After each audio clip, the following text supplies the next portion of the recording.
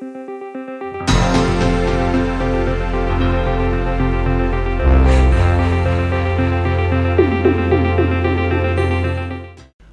teman-teman, selamat datang di modul Income 101, di mana kita akan membahas mengenai income dari mulai dasarnya. Bersama saya Bonifasius Jove Utama, Research Analyst Ternak Uang. Nah, di segmen yang pertama ini kita akan membahas mengenai pendapatan dan pengeluaran. Di video yang pertama ini kita akan membahas mengenai middle income trap. Sebagai manusia, tentu kita sering bermimpi, ingin punya mobil, rumah, tapi sayangnya penghasilan sedikit. Kalau misalnya kita memiliki penghasilan 5 juta, 3,5 dipakai untuk kebutuhan hidup. Sisanya untuk investasi. Akan tapi lumayan sulit ya untuk mencapai mimpi kita tersebut. Nah, sebelum kita mulai untuk membahas tentang income lebih dalam, kita akan mengidentifikasi 5 masalah keuangan yang dialami anak muda. Yang pertama adalah minimnya ketertarikan seputar financial literacy.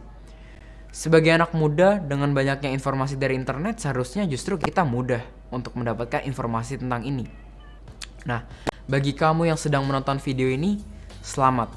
Kamu adalah salah satu orang yang mampu dan mau belajar mengenai literasi finansial. Seperti yang kamu tahu juga, dengan belajar dari video ini serta video modul ternak uang yang lain, kamu sudah dapat terhindar dari masalah yang pertama.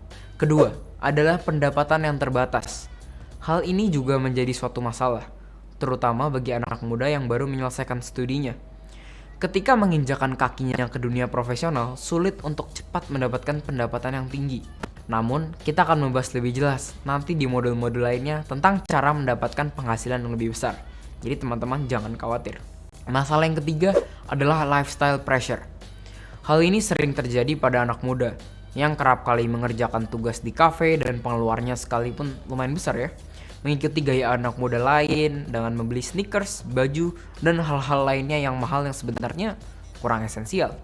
Ini salah satu masalah utama yang harus dihindari nih teman-teman. Sebaiknya kita tinggalkan gengsi.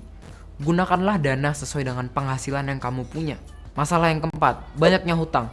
Terkadang karena kita tertekan untuk mengikuti gaya hidup orang lain, bahkan kita sampai meminjam dana ke orang lain guna memenuhi hal tersebut. Nah, ini harus dihindari. Kita harus menyelesaikan hutang sesegera mungkin sebelum memulai money management dan bahkan investasi.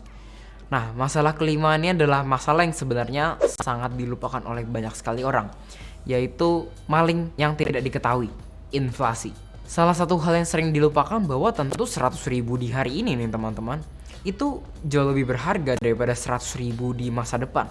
Konsep inflasi dan time value of money harus selalu ada di pikiran kita. Dan kita harus sadar bahwa semakin hari, pertumbuhan ekonomi akan semakin meningkat, yang membuat kita pun harus mendapatkan penghasilan yang lebih.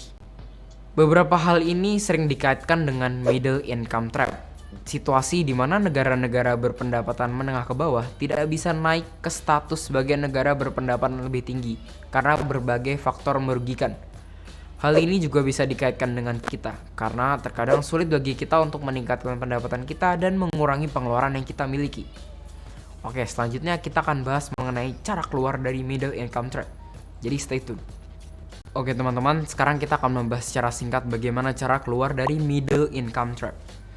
Sepertinya ini sudah cukup sering dibahas ya di modul-modul lain. Nah, di sini saya hanya akan mengingatkan saja bagaimana caranya. Step pertama adalah mencoba untuk menambah pemasukan. Step kedua, kita menyiapkan dana darurat sebesar 6-12 kali pengeluaran bulanan. Step ketiga adalah melunasi hutang. Bahkan jangan berhutang selama hutang itu merugikan kita. Step keempat adalah memiliki proteksi berupa asuransi.